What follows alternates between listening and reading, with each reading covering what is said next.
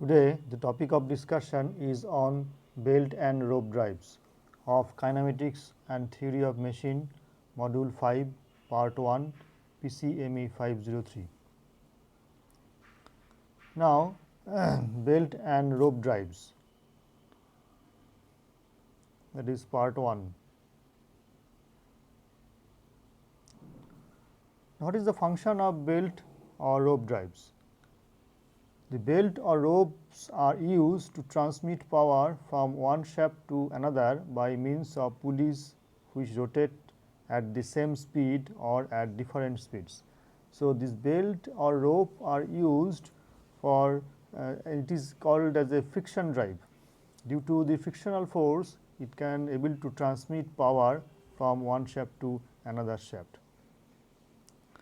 Now, this is the diagram. If you see this diagram, there are two pulleys. One is the larger pulley, another is the smaller pulley, and the left hand pulley, that is the red in color, it is the driver pulley, and the pulley that is the blue in color, that is the driven one, and the belt that is passing through the pulley, that is just by rotating this. So, this power is transmitting from driver to driven, and this is a very simple diagram of the rope drive.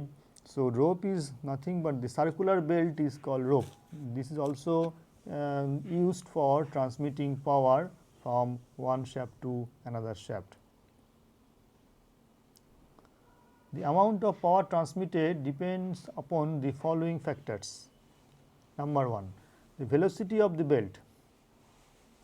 Number 2, the tension under which the belt is placed on the pulley. And number 3, the arc of contact between the belt and the smaller pulley. Now, this is the diagram. So, this diagram also indicating that there are two sides, one is the tight side, another one is the loose side. So, generally tight side is the lower side and the loose side is the upper side of upper side, because due to the slacking of the belt, the arc of contact will be increased. That is why the loose side will be the upper side. And this is this diagram indicating the position of the two pulleys. One is the smaller one, another one is the bigger one.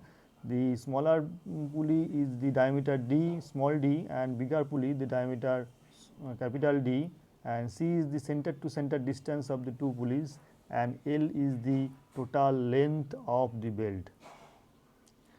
And this is the nomenclature of the belt and pulley drives. So, these are the different angles and the direction of rotation and position of the two pulleys and the belt and arc of contact.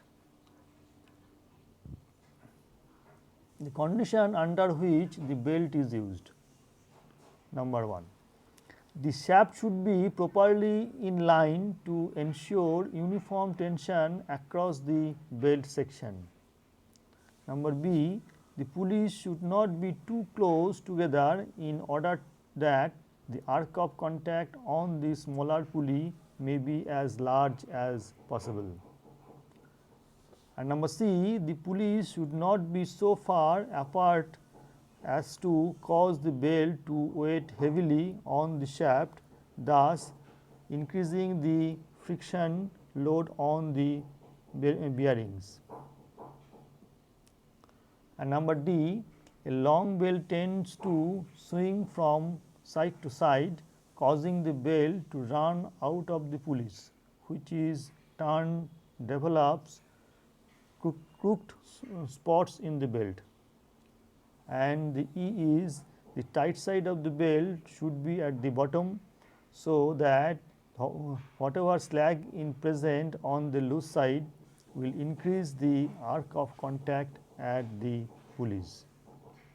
So, this is the diagram of the belt and pulley, the smaller one the diameter D1 and the bigger one the diameter D2. And from this diagram, it is also clear that the upper side of the belt, that is the slack side, and the lower side is the tight side, and there are two views, one is the front view and another one is the top view.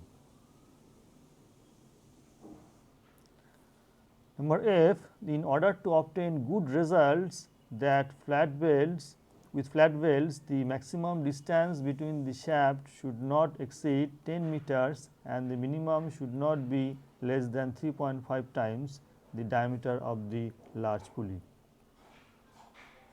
Thank you.